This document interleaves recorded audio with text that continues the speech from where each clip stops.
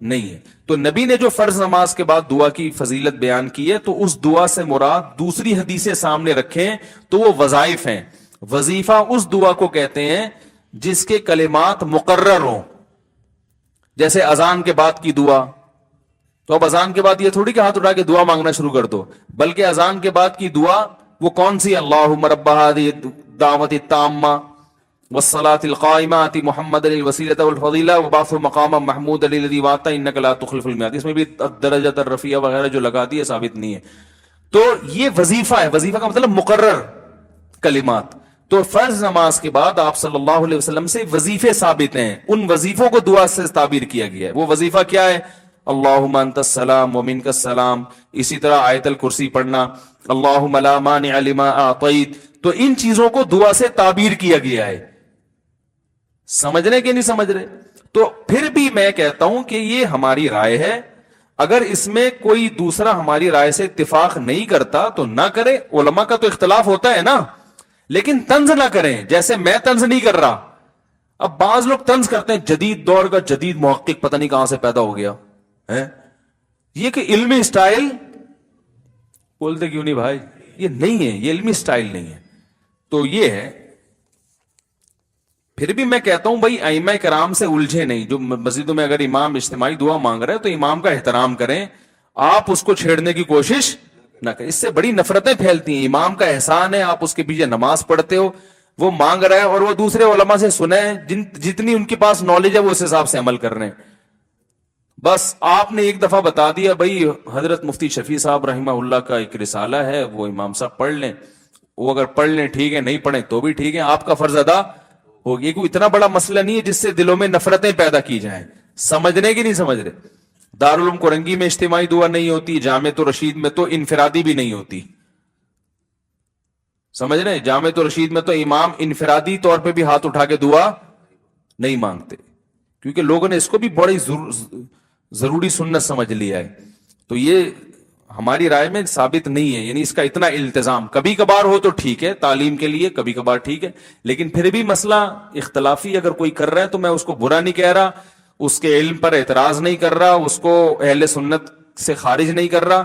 ہماری رائے یہ کہ یہ ثابت نہیں ہے, بلکہ انفرادی بھی ثابت نہیں ہے. میری رائے, میری کیا, میں کون ہوتا ہوں, بڑے بڑے بہت سے علماء ہیں جن میں حضرت مفتی رشید احمد صاحب بھی تھے, وہ بھی اسی کے قائل تھے کہ انفرادی بھی ہاتھ اٹھا کے جو ہے نا معمول بنا لینا, احیاناً کبھی کبھار ٹھیک ہے, وہ ٹھیک ہے. احیاناً ہونا یہ چاہیے کہ دو حدیثیں ملتی ہیں. بعض سے پتہ چلتا ہے کہ آپ صلی اللہ علیہ وسلم فرض نماز کے بعد صرف اللہم انت السلام پڑھتے تھے, اس کے بعد کھڑے ہو جاتے تھے. اور بعض حدیثوں سے پتہ چلتا ہے کہ فرض نماز کے بعد یہ تمام وظائف. تو اب اس میں دو موقف ہیں علماء کے. عرب علماء یہ کہتے ہیں کہ فرض نماز کے بعد پورے وظائف پڑھے جائیں. تبھی سعودی عرب میں آپ نے دیکھا ہوگا سنتیں تاخیر سے پڑھی جاتی ہیں. وہ فرض نماز کے بعد تسبیحات بھی پڑھیں گے اور اللہم انت السلام اور آیت الکرسی اور سارے وظائف. جبکہ بر صغیر کے علماء کا موقف یہ ہے کہ دوسری حدیث میں آتا ہے کہ نبی صلی اللہ علیہ وسلم اللہم انت السلام کے بعد کھڑے ہو جاتے تھے, اتنا وقفہ کرتے تھے. تو اس سے پتہ چلتا ہے کہ فرض نماز کے بعد اللہم انت السلام پڑھ کے بیٹھ جانا چاہیے. باقی جو لمبے وظائف ہیں وہ سنتوں کے بعد ہونے چاہیے. تو انہوں نے اس حدیث کو اصل بنایا, اس میں تعویل کی بر صغیر کے علماء نے. وہ تعویل یہ کی کہ جس حدیث میں آتا ہے نا فرض نماز کے بعد, اس سے مراد ہے کہ فرض نماز کی تکمیل کے بعد. مکمل جب ہوتی ہے جب سنتیں بھی ہو جائیں, تکمیل ہو جاتی ہے نا اس سے. تو اس طرح دونوں حدیثوں میں کیا ہو جائے گی, تطبیق. جن حدیثوں میں سنتیں جلدی پڑھنے کا ہے وہ بھی اس پر بھی عمل ہو جائے گا, اور جن حدیثوں میں آتا ہے کہ فرض کے بعد یہ وظائف پڑھے جائیں اس پہ بھی عمل ہو جائے گا سنتوں کے بعد پڑھنے سے, کیونکہ وہ بھی فرض ہی کے بعد کہلاتی ہیں نا. لیکن عرب علماء کی رائے یہ کہ نہیں, وہ حدیث کے ظاہر کو لیتے ہیں.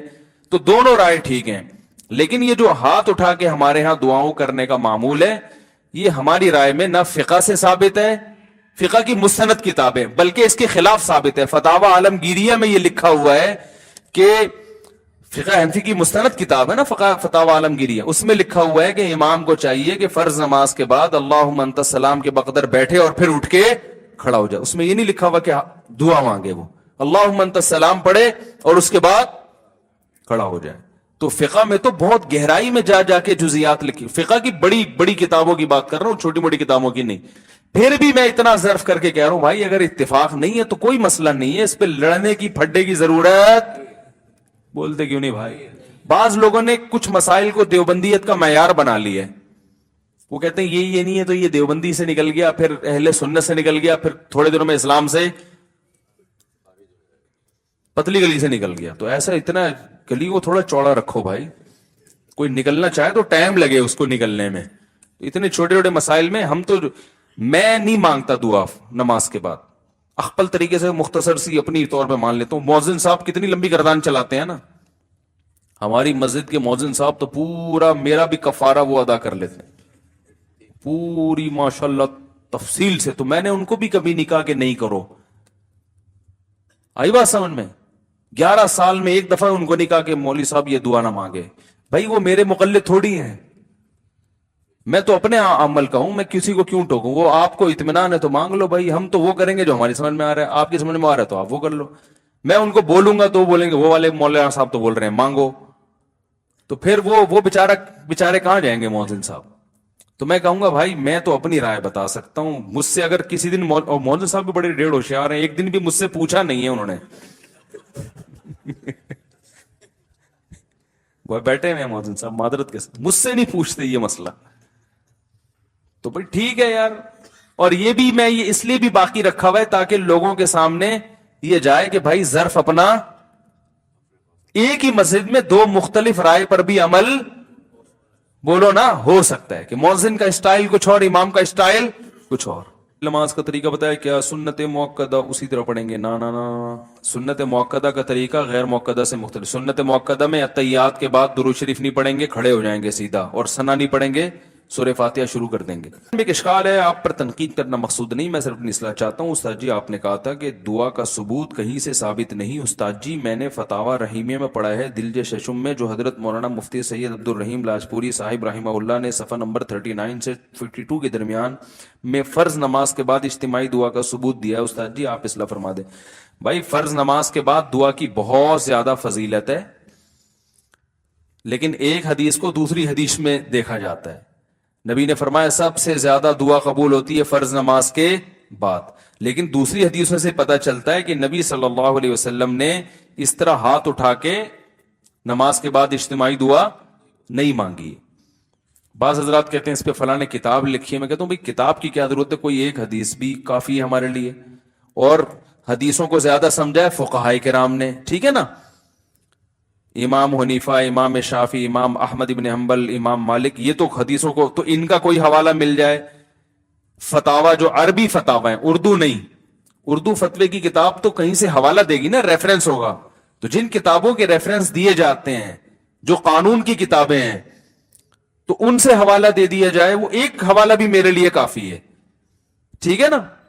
تو کوئی مستند صحیح روایت ہو کہ نبی صلی اللہ علیہ وسلم کا معمول تھا نمازوں کے بعد، کیونکہ اگر ایسا ہوتا نا تو کثرت سے روایتیں ہوتی، کیونکہ یہ عمل دن میں ایک مرتبہ نہیں ہوتا.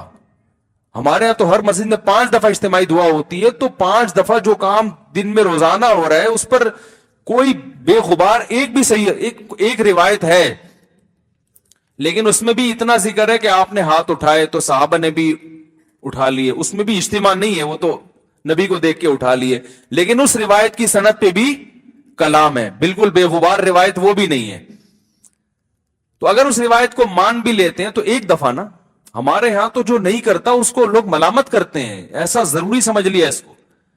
تو میں اس بارے میں کوئی متفرد نہیں ہوں. لوگ کہتے ہیں یہ ایک نیا فتویٰ، جدید دور کا جدید مفتی نیا فتویٰ مارکیٹ میں لائے، ایسا نہیں ہے.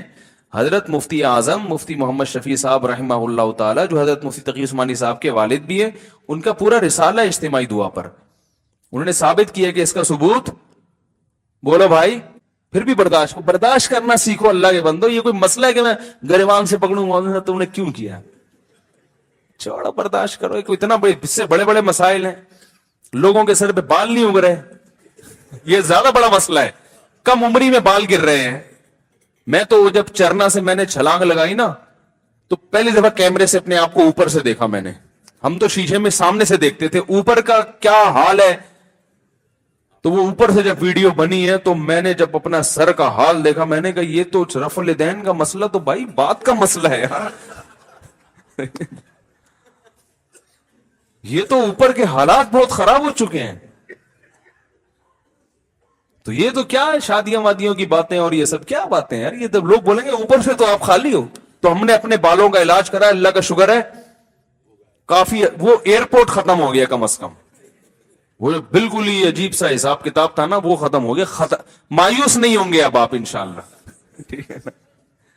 تو وہ خطرناک حد تک جو حالات خراب تھے, اگر میں اس کو چھوڑ کے مؤذن صاحب کے پیچھے لگ جاتا تو جو سائیڈوں کے بال ہیں وہ بھی ختم ہو جاتے. تو اس لیے بھائی پھڈے بازی نہیں کرو, جھگڑے نہیں کرو, نفرتیں نہیں پھیلاؤ. علم کے نام پہ لوگ جو دین سے ویسے ہی دور ہیں بولے یار ان مولویوں کے پھڈے ہی ختم نہیں ہوتے. ایک کہتا ہے یہ بدعت ہے, دوسرا کہتا ہے فرض ہے. ایک عالم کی رائے کوئی اگر کوئی ہمیں عالم سمجھتا ہے, ہم تو کوئی نہیں ہے, کوئی رائے اس نے بیچارے نے پیش کر دی ہے, بولو بھائی مفتی صاحب کی رائے جن کی سمجھ میں آ رہی ہو فالو کر لیں, نہیں آ رہی تو بھائی تمہیں پھر جس کی سمجھ میں آ رہی تم اس کو فالو کر لو, کیا خیال ہے, ایسا کر لو. تو ہمیں یہ والی رائے سمجھ میں آ رہی ہے تو اس پہ طنز نہ دیں, تانے وانے نہ دیں پلیز. کافی ہو گیا میرا خیال ہے, انگلش میں تو پلیز ہی کہہ سکتے ہیں نا. اور باقی سوال کے جواب کل, بہت زیادہ ٹائم ہو گیا بھائی. دولہا بھائی بہت معذرت, ٹھیک ہے نا. تو اللہ تعالیٰ سمجھنے کی عمل کی توفیق عطا فرمائے. سبحانک اللہم و بحمدک.